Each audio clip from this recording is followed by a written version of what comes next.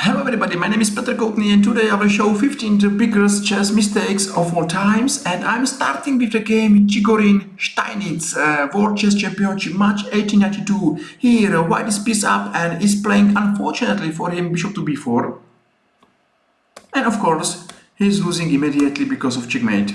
So it was one of the biggest chess blunder of all time, and it's good to start with this game. Of course, white is piece up, so maybe white should take on b7, and I will show this variation at the end. White is still winning. For example, here, after rook to b3, fork, Chigorin is still piece up. White is without any counterplay, and I believe that this position is won for white. So that was a really big shock or surprise for Chigorin, and one of the biggest chess mistakes of all times. Let's go for another example, because I have for you 15 chess mistakes. So, for example, here, Karl Schlechter, Emanuel Lasker. Black has a really strong c-pawn, but his king is a weak king. Of course, the right answer here is to be safe or active and to play move c3.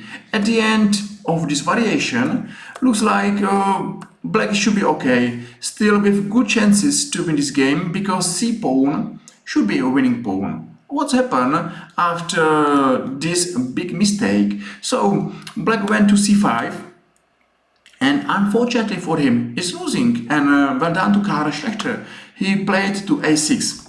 Big threat, of course, is to win this piece on c5, but you know, don't believe that white is looking to win a queen. He is looking to checkmate black, and it's happened exactly after move rook to a7, and now big threat is to take on f6. Yes, black is doing the last good move, and he's going to stop this threat. But after this move, where is the threat here is checkmate, he went to c8, but he's resigned after check on f8. Of course, here is a checkmate from c5 and from a c7.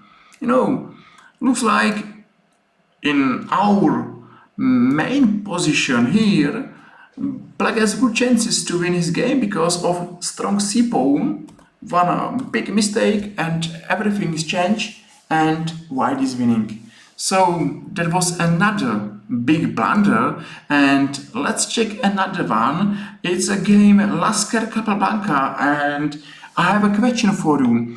Why do you think white's move to h2 is a losing move? Why do you think this position is a lost position for white? Of course, check on g4 and fork from e5, where white is losing material for nothing. It happened in World Chess Championship match 1921. Check, and it's game over.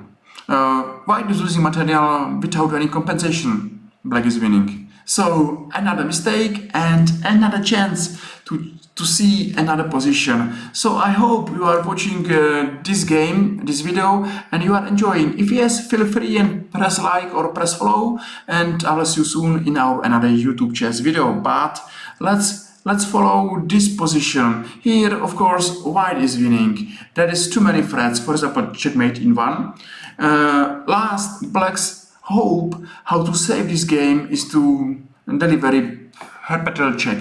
So it's happened here after big mistake when white went to f2 is a draw. If white is going to d2 or to e2, white is winning, because here black doesn't have any check and black will be checkmated. One small difference, and all chess history is different. Okay, let's check another example, and we are watching this position. White is Raúl Capablanca, black is Alexander Alechin, and here Alechin is playing bad move, and he's playing to g5, and after knight to e5 he is lost. Why? I will show variation. For example, if he is playing back to f6, of course is a fork, so not good move. Another option is to play f5, but f6 is a winning move. So maybe take and fork. So this position is hardly to believe that from drawish position black went to lose. So of course black lost a pawn for nothing, and this endgame is won for white. And let's go for another example.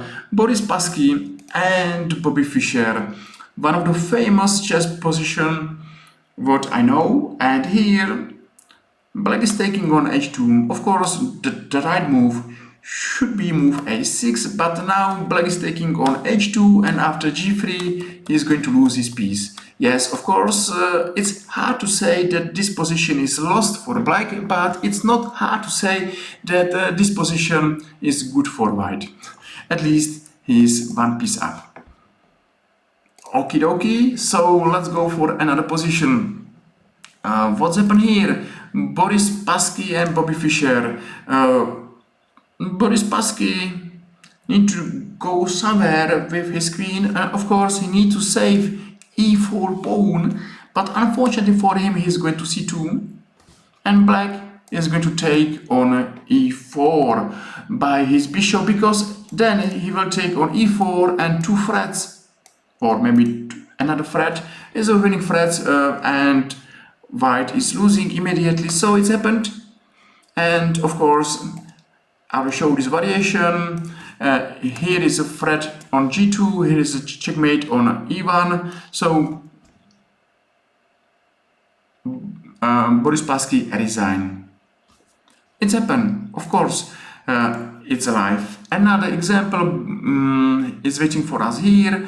Bobby Fischer, Boris Paske, 1972, and here Boris Paske is not a careful, and the right move is to play maybe to h5.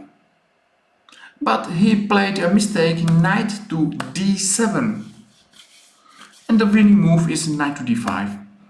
And of course, what to play now?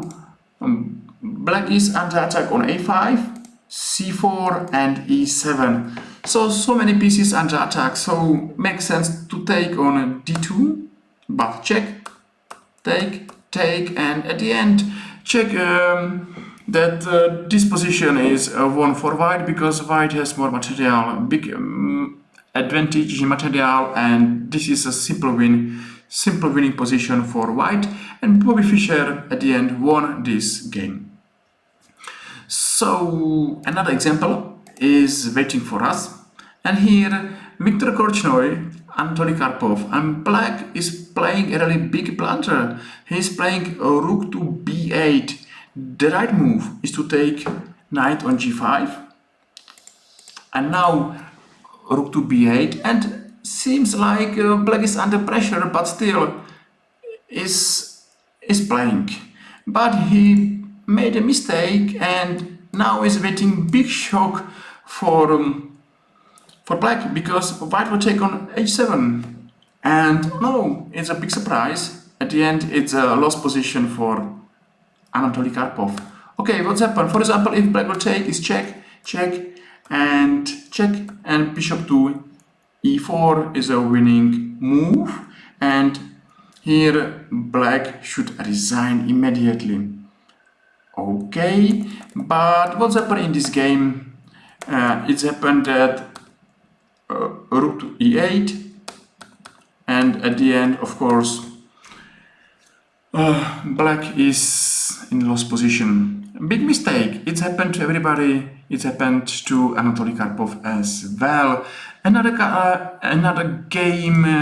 Petr Koutny, Anatoly Karpov. Here, one of the worst chess day in Petr Koutny's life.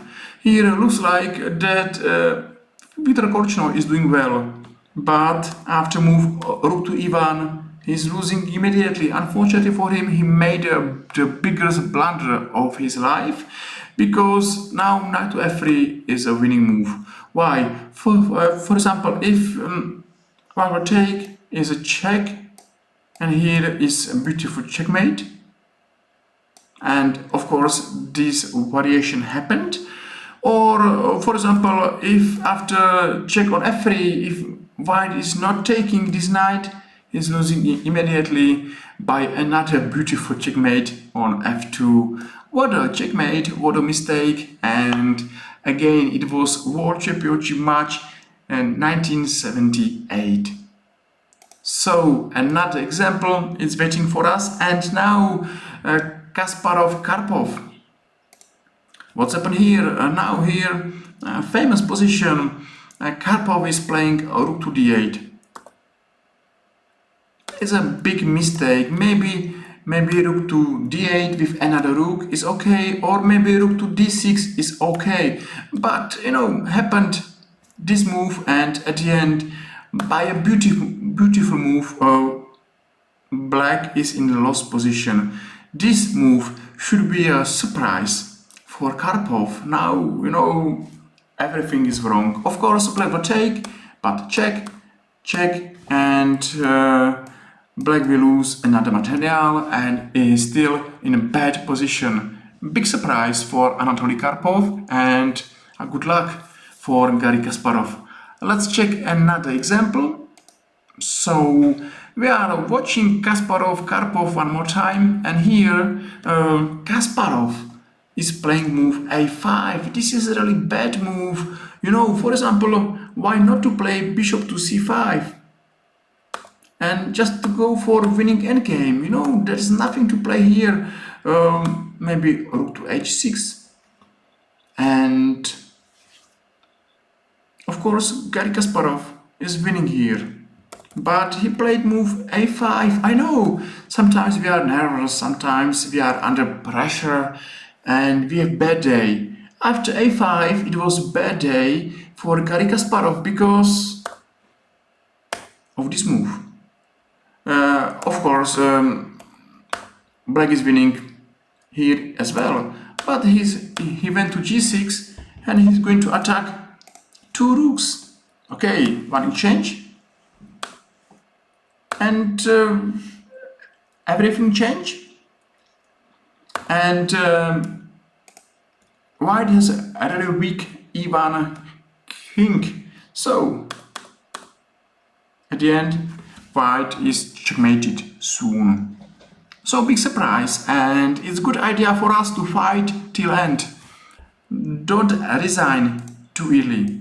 Okay, another game, Karpov-Kasparov. And here another mistake waiting for us. Rook to c6. Maybe it was good to play maybe to b4 or f2, but it's happened here, and knight to a5, and white is losing material because both white's pieces are under attack. One of them will be lost soon. Okay, let's go for another example. And now Karpov-Kasparov, of course, a really famous mistake. Maybe move a5, maybe move whatever. Bishop to b4 is a winning for black, but rook to f3 looks like as a winning continuation, but it's not. Okay, check on c7, and believe me or no, black will be checkmated, not white, because of this beautiful move, rook to bishop to h6, and black resign. Chess is a game of mistakes, and it's happened to everybody. Don't worry if you making mistakes. Magnus Carlsen here played to d2, and of course this is a really big mistake. The right answer maybe is to play rook to g3, and here black is winning if he's going to take on e5. One exchange, check, and 2 points more. It's of course not hard to win for Vishy Anand, but what's happened here? Vishy Anand played a4, and he missed really this winning continuation, and that was another chess mistakes and chess blunder, and we are at the end. So guys, thank you very much for watching this video. I hope you saw really 15 interesting chess mistakes, and I believe this should be the 15 biggest chess mistakes of all times. Thank you very much for watching. I hope you enjoyed. So thank you very much for every like, follow, and I hope I'll bless you soon. Have a good day. Bye bye.